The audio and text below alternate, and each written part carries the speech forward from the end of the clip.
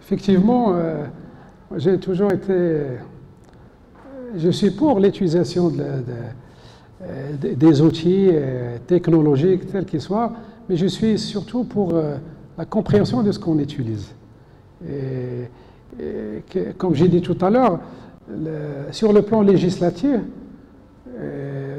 l'Union européenne a déjà commencé à exiger l'explicabilité des algorithmes ou des tâches automatisées. C'est-à-dire, tout ce qui est, je dirais, algorithme, doit être fondé, il doit donner, je dirais, avouer l'état d'esprit de celui qui a programmé. Parce que quand vous commencez à expliquer ce qui est fait, vous montrez la façon de raisonner, vous montrez à la classe des décideurs à laquelle vous appartenez, et vous livrez un certain nombre de classifications qu'on connaît déjà dans l'univers décisionnel. D'accord.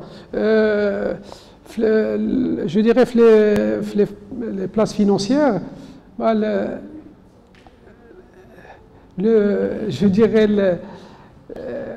le critère déterminant, voilà la rentabilité. Et voilà, c'est très peu de... On commence à parler de la financière, mais derrière, bon, tout le monde d'abord cherche à optimiser le critère rentabilité.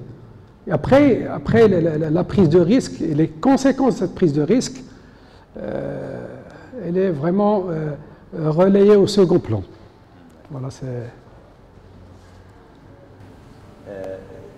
Apparemment, depuis quelques années, donc les 2 dernières années, les gens ont commencé à chercher à expliquer ce qui se passe dans le réseau de informatique. Ouais. Donc c'est à la mode.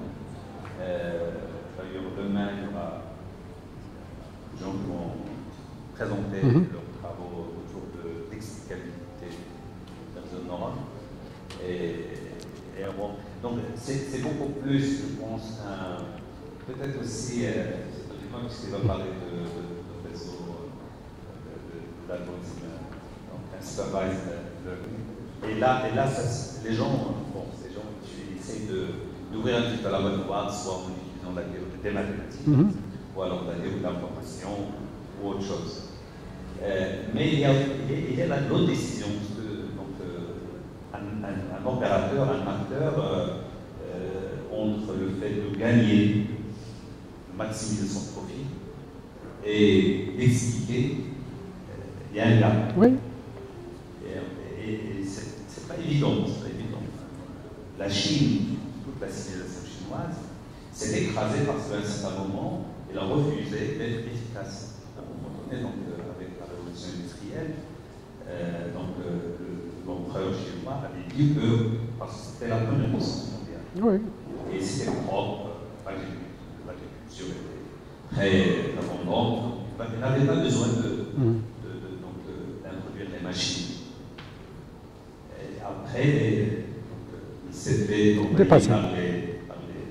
Donc parfois, il y a aussi soit si j'ai une entreprise, décider de ne pas utiliser les algorithmes parce que je ne comprends pas, risque de me faire avaler par des gens qui utilisent les algorithmes, qui ne connaissent pas, mais qui mettent des algorithmes soient efficaces. Donc c'est aussi une décision.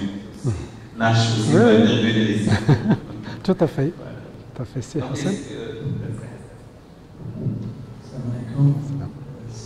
Merci pour l'exposé. C'est intéressant de vous écouter. J'ai une petite réflexion et en même temps une question concernant l'optimalité. Qu'est-ce que c'est l'optimum? Et surtout lorsque je suis dans le domaine de finance, un supérieur à un moins epsilon, epsilon égale 10, sens moins 38. Donc, et 1 c'est le max. Oui. Par contre, 1 moins epsilon c'est le max. Oui.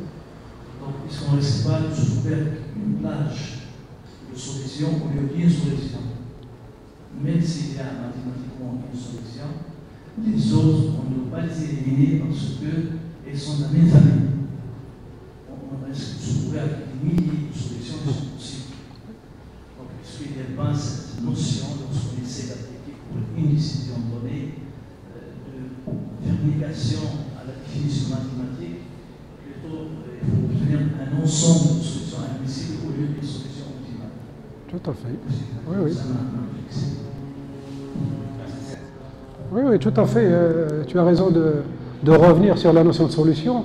Tout à l'heure, les problèmes de la théorie des jeux, même avec deux joueurs, la notion de solution est à définir. On ne sait pas ce que c'est que la solution.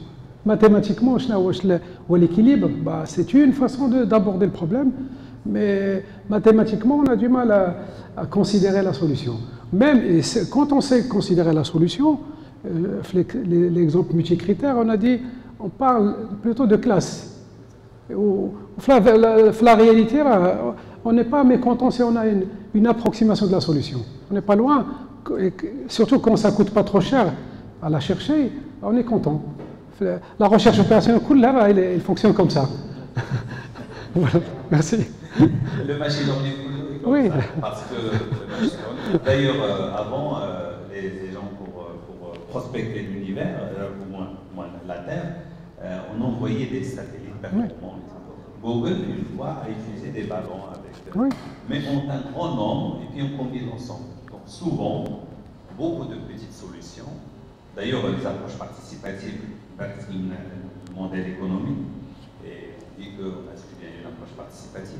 Les approches participatives, qu'est-ce qu'elles font? Wikipédia aussi, on accumule de petites expériences, de petites connaissances, et on les combine, et souvent, ils deviennent beaucoup plus utiles, beaucoup plus fortes qu'une grande expertise, mais individuelle. Je les appelle des D2X, et on intègre. Les D2X, voilà.